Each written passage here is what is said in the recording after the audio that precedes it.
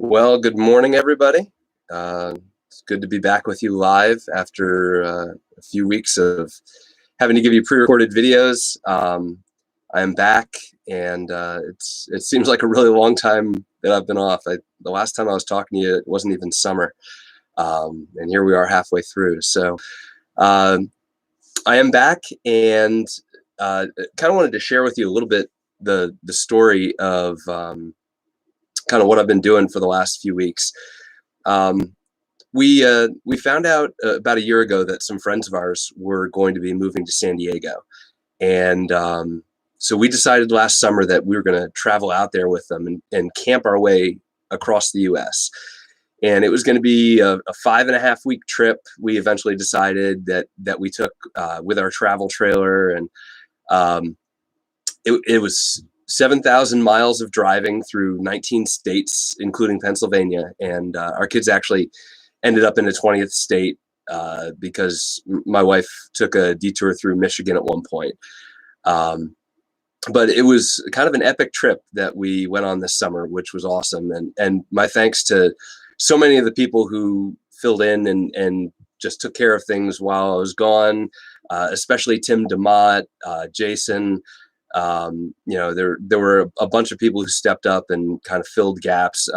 Andrew, so to all of them, thank you for helping to make this possible. But yeah, that was my summer so far. Was a really long camping trip going across the United States twice. On our trip, we decided that we were going to hit Mount Rushmore and Yellowstone and Sequoia National Park.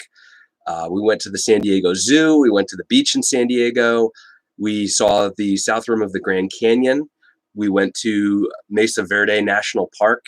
And then on our way back through Kentucky, we were able to see both the Creation Museum and the Ark Encounter. And both of those were really cool. But, for such a long trip, good morning, Ann. For such a long trip, there was, a lot of planning. We watched a lot of YouTube videos on full-time RVers and trying to understand the pitfalls and the challenges that you face, trying to think of everything that we possibly could beforehand. So, we had to plan our route. We knew that there were a lot of problems to reserve campgrounds over the last couple of years with COVID, because it's one of the things you can do that's kind of COVID safe. So, we stayed at 21 different campgrounds over the course of our trip. So making sure that those were all booked and we knew how far we were going to have to travel between everyone. Getting all of the stuff that we needed for the camper, just thinking through the types of conveniences that we're going to make setting up and tearing down a little bit easier and a little bit quicker.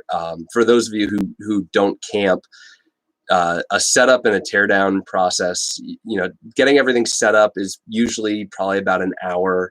And getting everything torn down can be an hour to 2 hours, depending on how involved the setup is. And, if the land is level and everything that you've gotten out, if you've set out tables and just how involved and how elaborate your camp setup is. Did a lot of research reading up on sway events, which is kind of where your trailer kind of starts to move back and forth on you, and can actually cause your tow vehicle to flip over. I wanted to make sure I was prepared for that. Did a lot of reading on tire pressure. We ended up buying two tire pressure monitoring systems, one for my travel trailer and then one for my wife's van, because we've heard a lot about blowouts and how dangerous that can be if you end up losing a tire. We did not get into Oklahoma, Estella. We stayed north of Oklahoma. Coming back through, we went through Kansas. But with tire blowouts, we wanted to make sure that we avoided that.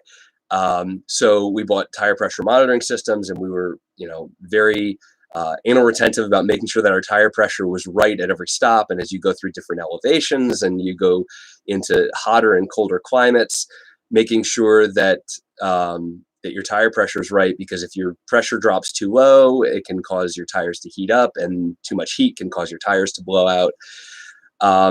I had to work on the trip. Obviously, we were gone for 5.5 weeks, so I had to make sure that I was going to have a mobile network signal. So I went through the maps on both AT&T and Verizon's site for every single stop along the way to make sure that I was going to have cell phone coverage. We actually even bought a mobile network signal booster where there was an external antenna and an internal antenna, just to make sure that I was going to have a strong enough signal that I'd be able to work. Researched better ways to level the camper so that we could do that faster, because that's something that can take a little bit of time when you're setting up at a site.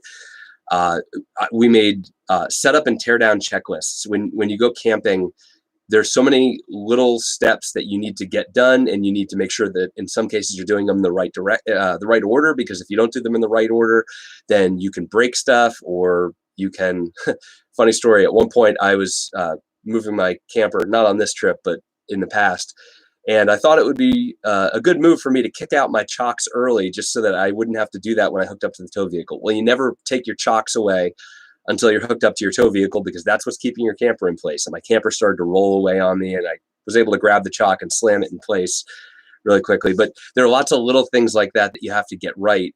And if you don't, the results can be disastrous. I mean, you can cause yourself thousands of dollars worth of damage. If you forget something, you can really mess up your camper. So, we had set up and tear down checklists, and we laminated them and made sure that those were available.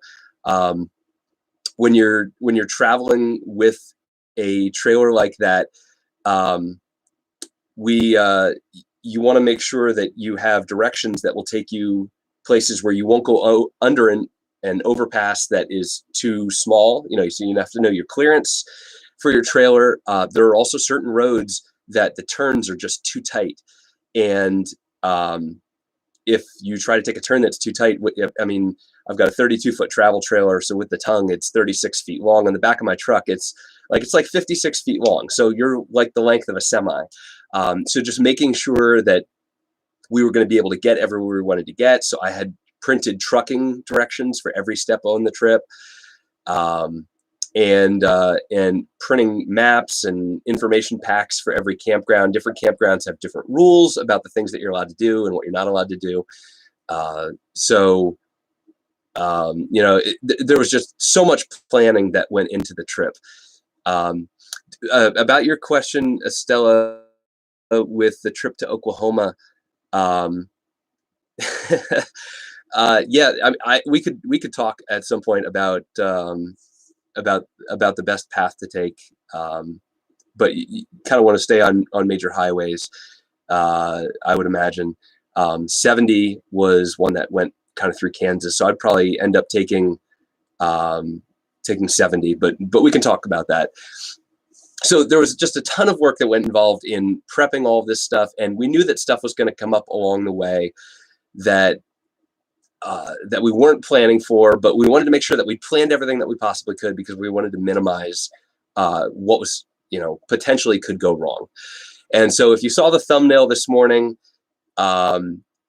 you can see the injury that I gave myself at the very first campsite on the trip. So our very first stop was in Ohio, and we got out there and we were just setting up, and it was hot.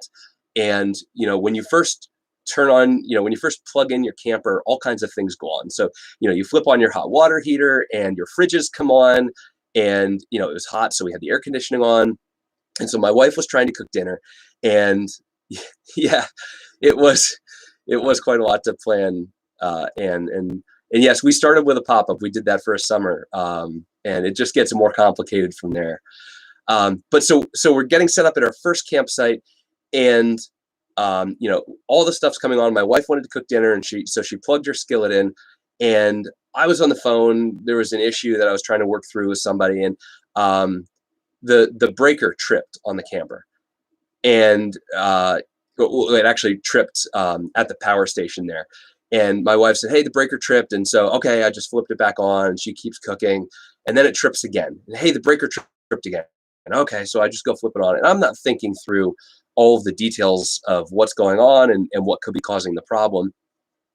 And so the next morning we go to leave, and I go to unplug the power cord from our surge protector, and the power cord won't unplug, and it just won't come loose. And I'm like, what's going on here? And then I remembered back to the night before when I looked at the surge protector when I flipped things back on, and it had a little light on it where it said that it was overheating. And I was like, oh no, we were drawing too much power, and I melted my camper power cord to my surge protector.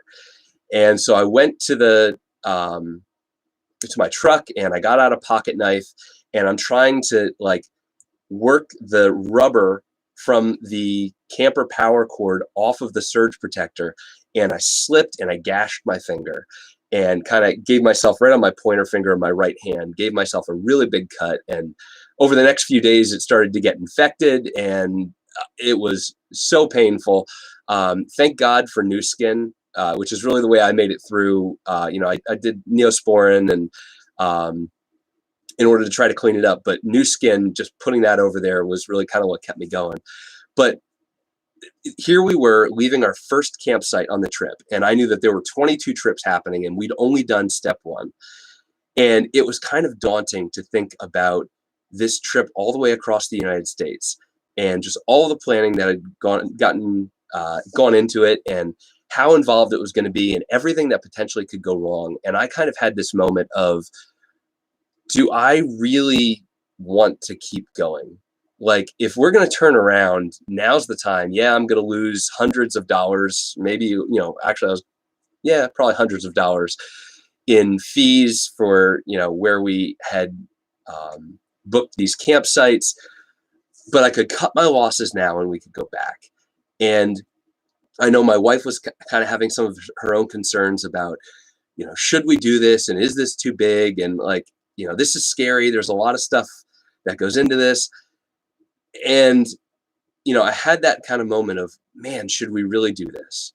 And no, you know what? We're going to push forward. We're going to make this work. And so we kept going with the trip. And I will tell you that that was not the last thing that went wrong on our trip. There were many, many, many things that went wrong on the trip. First of all, you've got the stress of needing to find a gas station that you can fit into. Like I said, you're as long as a semi, so you need to be able to find a gas station where you can get in, where you can get turned around, where you're not going to hit things. Given the size of my gas tank, I have a fairly large gas tank. It's 36 gallons, but 36 gallons when you're only getting, about 7.5 miles per gallon does not get you the 300 miles you need to go every day. So every single day you have to stop for gas at some point on that trip. And you don't know when you're going to find a good gas station that you're going to be able to stop at. When we got to Mount Rushmore, we were pulling in on fumes, and my gas tank read low. And, I knew I had about 15 miles left, I thought, but you're going up some crazy hills, and, there were so many challenges that came along the way, with the truck. Yeah, we're going to get to that. And, you kind of let the dog out of the bag a little bit there. We'll get to that part of the trip. Going over the Rockies, there were 2 different times that I had to stop and let my transmission fluid cool down. Just because it was so hot, the transmission, not the actual temperature. Going over the Rockies, it was about 65 degrees up there. But once your transmission fluid goes over 200 degrees, there are some bad things that can start happening. And so at one point it got to 216, and I just had to pull over and just sit there for a half an hour and let things cool down. There were times that I would have to go sit in parking lots or, drive and just sit in my truck all day working because, the cell companies said that they had coverage in certain areas, but you just could not stay connected. And so it was just a constant challenge. I did end up working from right under Mount Rushmore. I've got a pretty cool a pretty cool picture of my truck sitting in a parking lot and kind of looking up at Mount Rushmore, and just sitting in my truck using my in-vehicle Wi-Fi in order to make my connection to work so that I could call into some meetings. I spent 2 days working in a laundry room because that's where, at Mount Rushmore, where they really didn't have cell service, that's where I was able to get an Ethernet connection and able to get connected. On the trip, I had constant calls from work. I'd be driving and trying to concentrate on towing, and people had problems that they needed to work through. Uh, a couple of times work kept me up until 2 a.m. Because of problems that were happening. I got woken up once in the middle of the night, just a false alarm. A vendor we deal with said that something broke, but it really hadn't. And so it took us about a half an hour in the middle of the night to figure that out. On the West Coast, I was getting up at 6 a.m. so that I could start working. Or anytime that I wanted to be able to run, I had to get up early. So like there were challenges at every point along the trip. When we did get to go to see Yellowstone, and so the first day we went in there and we bought the National Parks Pass, and so I, yeah, unfortunately I got like 20 plus years to go, Estella. It's not quite time for me to retire. Um, Bought a National Parks Pass, and I grabbed the pass and my credit card, and I set them kind of in the pocket on the door so that I could get driving into the park. Well, the next day when we went back to the park, I found that my credit card and my National Parks Pass were not there. And I don't know if somebody took them out of the vehicle or if they just fell out when I like flung the door open somewhere, but lost my credit card and my National Parks Pass. So when we went back the next day, we had to buy another one. We had 3 different times during the night where our propane detector would go off and would just keep going off. And we had to try to figure out what was going on because we were pretty sure it wasn't a propane leak. At one point in California, I pulled into a gas station that was too small. And I kind of realized that I was in this gas station that was too small. And I was like, all right, I'm just going to navigate it. I'll figure out a way to get out. And a truck, a semi came and parked in front of me. And I was like, okay, I think I can make this turn. And I was impatient, and I ended up trying to make a turn I shouldn't have made, and I got my trailer stuck. I hit the post and scratched up the back of my trailer and bent it a little bit because I was impatient, because I didn't want to wait another 5-10 minutes to see if the guy would come out so that I could get out of there. My wife, in trying to leave Mount Rushmore, she pulled up right to a fire pit and didn't realize that it was right in front of her. Instead of backing out, she pulled forward and ripped up the bumper of her van. There were just all kinds of challenges. When we were in California, up in Northern California, we were in a town called Plymouth, and it was so hot. And actually in Plymouth, and then later on in Visalia, where we stayed, it was hot there too. And when I say hot, I mean like 108. By the time we got down to Needles, California, which is kind of just south of Death Valley, it was 110 down there. And so it is hot. The camper air conditioner is having a really difficult time keeping up with the heat. You have kids going in and out and making it just hotter and hotter. The body heat in there making it hotter. Would I do this again? And that was a really good question. Amy and I actually had a discussion about that. And I asked her, I said, are you glad you did it? And she said, yes, I'm glad I did it. Would I do it again, having already done it? She said, no, I would not go to California, but we are talking about doing some more long trips like this.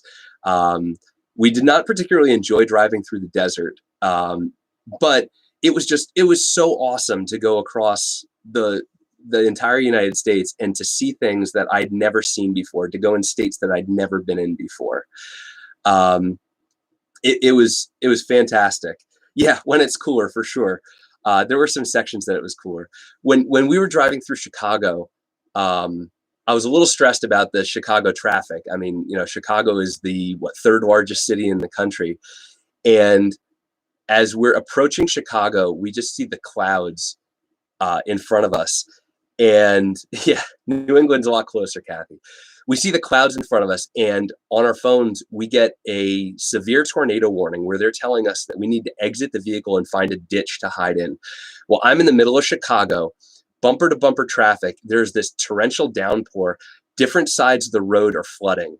And so you're ending up with like inches of water on this 4 and 5 lane highway going through the middle of Chicago. And it was such a stressful drive just a few days in. I actually was talking to somebody yesterday who lives in Chicago, and he told me, oh, I remember that storm. He's like, that was a crazy storm. We had other things that went wrong. At one point, the person who was taking care of my grass let me know that my mower wasn't working properly. And you know, my wife had a chipped windshield going between Arizona and Colorado that we had to figure out how to get that taken care of. And then kind of the cherry on top of the whole thing, as we were leaving Colorado and we were kind of starting to head back and we had a week to go in our trip, the person who was watching our dog for us called us and said, your dog escaped. Like, I opened the door to let my cat back in and the dog ran out and we can't find her.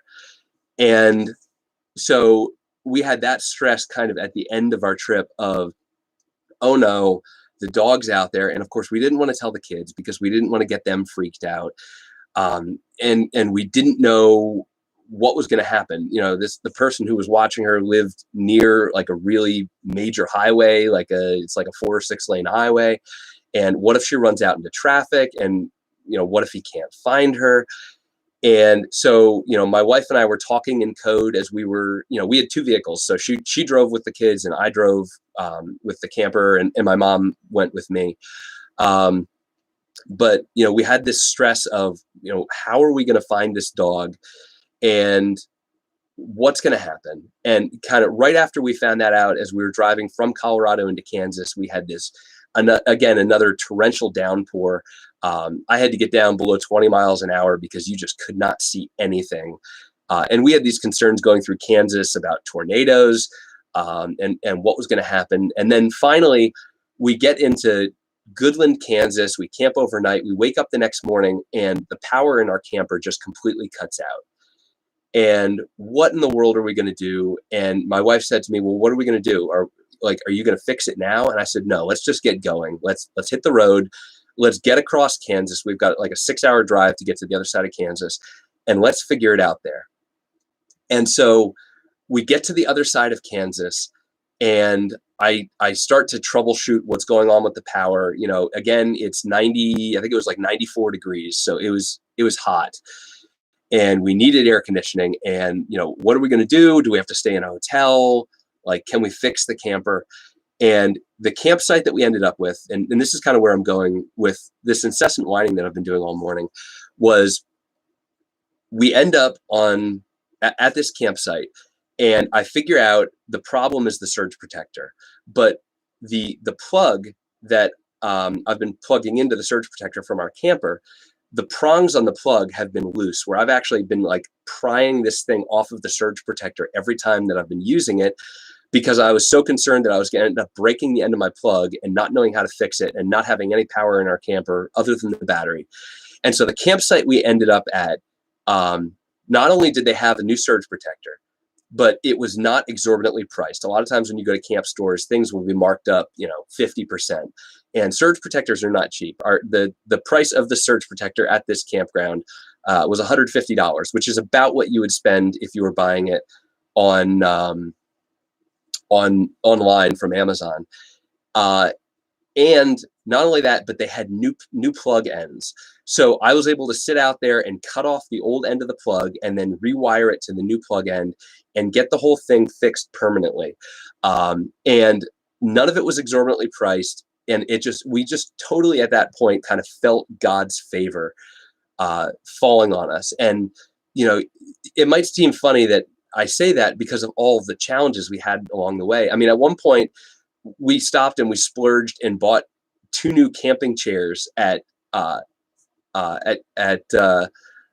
camping store.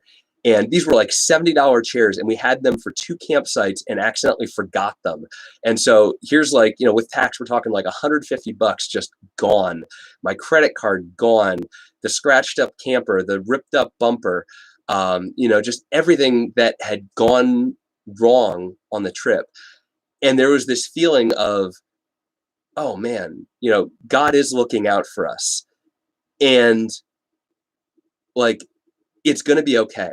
And I just kind of had this peace come over me about, the dog who was still lost, who we didn't know, if we were going to be able to find her, where she was, if she was still in the area, if she'd been eaten by an animal, if she'd been run over by a car, and we didn't know. And I just kind of felt this peace come over me as we were sitting there kind of on the edge of Kansas, just outside of Missouri. And I knew that God did not promise that we would not go through tough times, but that he would see us through the tough times. And to make a long story short, the dog being lost, at one point, my cousin drove to try to find her. She drove an hour and a half in each direction and then spent 6 hours looking for the dog and could not find her. My sister then went and she took a couple of her kids and she drove 2 hours in each direction and spent like 5 hours looking for the dog and was not able to find it.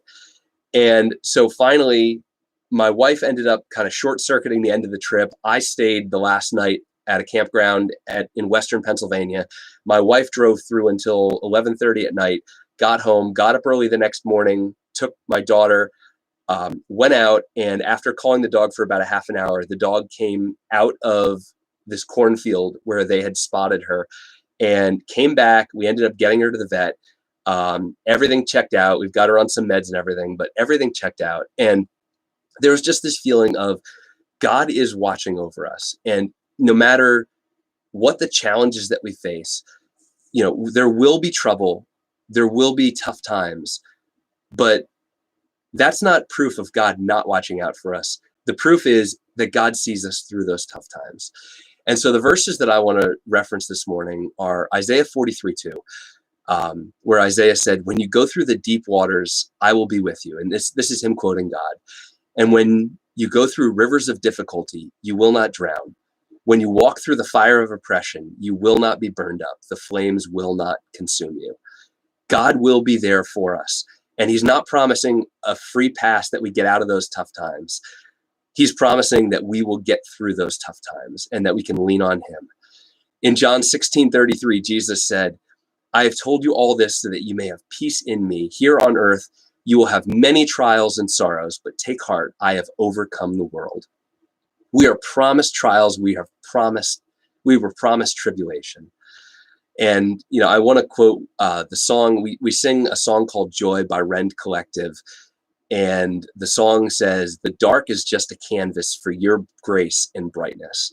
And that is true. When we go through those super, super challenging times, God is there for us and God wants to see us through. And, that was just so evident to me on this trip, these 5.5 weeks where we just had one challenge after another and one thing went wrong after another. And I don't want to give a negative view of the trip. It was fantastic. Getting to see all of those things. It was absolutely amazing to see this wondrous country that God has made and to see these majestic mountains and to see the Grand Canyon and to get to see, just South Dakota was amazing. When we were going through South Dakota and we kind of went over the Missouri River there, it was incredible. When we went over the Mississippi going into Minnesota, like there were just these moments where it was like, holy cow, like God has made this absolutely gorgeous country. And it was so, so, so awesome to go. And it was awesome to take my mom and to enjoy that time with her. My mom and I spent, dozens of hours together in my truck. It was awesome to see the kids' reactions as they saw things. It was so cool to go to the Creation Museum in the Ark Encounter and to learn about, yes, that's actually, that's coming. And my best friend lives there. And so that's next on my list. But it was so cool to see all of these things that God has made. It was just fantastic. And, my wife and I were both quite stressed doing these drives. These drives were 6 to 8 hours at a shot in many cases, but we had each other. And so we could call each other and we could tell each other about the stupid things that we did and the challenges that we were facing, and we could warn each other about the pitfalls ahead. And that is what our relationship with God is supposed to be like. He's not giving us a free pass out of all of the stress. He's not telling us that he's going to help us avoid the trials and the tribulations and even a lot of the sorrow and the pain that's coming along the way. But he's telling us that he will be there for us. He's offering us that relationship. He's not going to completely shield us from the hard times, but he will help and guide us through them. And so that's what I have for you this morning. As you're facing your journey in life, whatever it is, I hope that you remember that God has promised that he will be with us, that he will never leave us, that he will never forsake us. And I hope that your journey despite hard times, ends up being something that you're really glad that you did and something that you can look back on with fond memories. And so let me pray for you this morning that you're able to do that. Father God, I thank you so much, Lord, for who you are. Lord, I thank you for the tremendous opportunity that my family had to do this trip where we crossed the country twice and we got to see so many things that I had heard about and I had read about, but that I had never seen on my own. And Lord, I just thank you for the opportunity that we had. Lord, I thank you for this beautiful, tremendous country that you've created. And Lord, I ask that you would help all of my friends here that are joining me this morning, that you would remind them that as we go through difficulties and trials and Lord, things that we don't necessarily want to face, that you would just remind us that you are there, that you will be with us in the fire. That doesn't mean that you'll help us avoid the fire, but that you'll be with us there, that you'll be with us in the waves as they come crashing down on us, Lord, that you will help guide us through. Lord, I just ask that you would help all of us to keep that perspective as we go through the really, really challenging times of life. Lord, to keep looking up to you, to keep our eyes set on you. Lord, that you would help us to remember that you want to have a relationship with us, that you want to talk us through those tough times, and that you are always there for us. Lord, as things are heating up with COVID again, Lord, I pray for health. I pray for protection. I pray for healing. I just pray that you would guide this nation and that you would help to bring us back together. Lord, help us to continue to depend on you, Lord, and help us to take chances in life where we are forced to depend on you because it helps build our faith.